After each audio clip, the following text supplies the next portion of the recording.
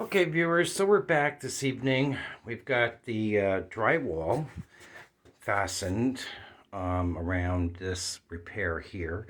I did put a block here, and I did install blocking all the way around where there's going to be chair rail. The reason why I do that is because when you go to fasten the chair rail, then now you have, I shouldn't call it chair rail, we'll just call it rail because it's not really chair rail. But when you go to fasten your rail in, at least there'll be wood in various locations so you can get a good attachment going on. So we're going to start with our repairs to the drywall by applying our first coat of tape. So we'll do that, and we'll be back right after that. Okay, so just a refresher for taping. Usually, and I maybe didn't cover this in my first time with you guys. So I start with a 4-inch knife here. That's good for applying the tape. And then to finish up that first coat with the final thin coat pass over the top, I use the 6. Now, sometimes you might be limited to what type of size knife you use based on maybe the spacing that you have. And remember, I also said having a clean bucket to start with is always good, so you don't end up with chunks in the mud that you're using, just because it does come out like rocks. So now we're going to get started with the taping. Oh, and just one other thing, I did go through the entire surface, okay, to make sure there were no screws that were not set properly. So I went and did that. So now get to taping. Okay, so we've got the first coat started, and as I said, and by the way, I changed over to a 6-inch knife, but we go over the vertical seams first, just a light coat, you know, you can still sort of see the taping. And then I'll do the horizontal seams in this knife. We have to give this about an hour, and then we can get those vertical ones done. And that'll be it for the first coat. And then tomorrow we'll put on the second and third coats possibly. So I'll be back when we wrap up the first coat.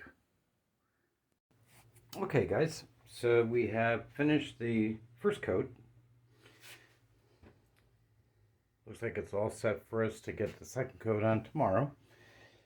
I do want to remind you to always clean up your tools. Knives, you might want to dry them off after cleaning up because if water sits on them, they tend to rust or pit.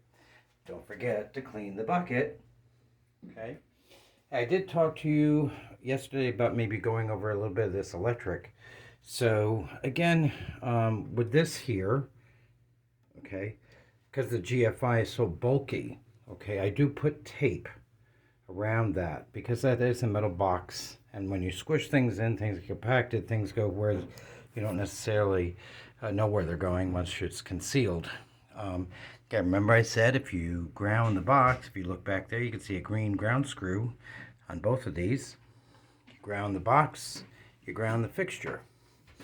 Now, for this here, what I did was this GFI protects everything that operates in this bathroom. So if something should go into fault, this triggers and everything shuts off to avoid any kind of injury to the person that's in the bathroom.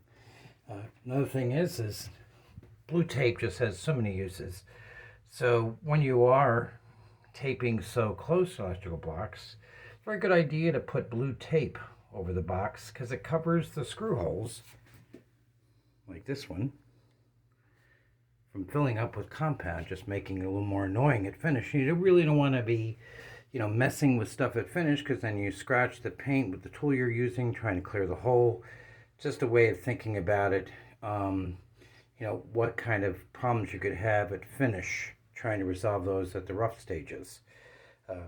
I did repair the holes that the old plumbing came through. And again, I'm not too concerned about the bottom section because it does get wainscoting. Okay, but, I said I would fill the holes. I think it was a good idea, so that's what I did. I'll probably take them to the finish level since I already have the knives out to do that. And again, just clean up after yourself. It says a lot about your work. It also gives you a chance to get a good idea of what you might face tomorrow. Plus, when you walk in the next day, you're not walking into a mess, so it doesn't change your mindset. So it's very important to have a clean area to start working in. So until tomorrow, we'll call it a night here, and hopefully you'll stop in tomorrow and take a view of what's going on.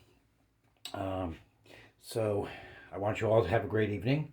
Thank you for watching, and I'll see you tomorrow.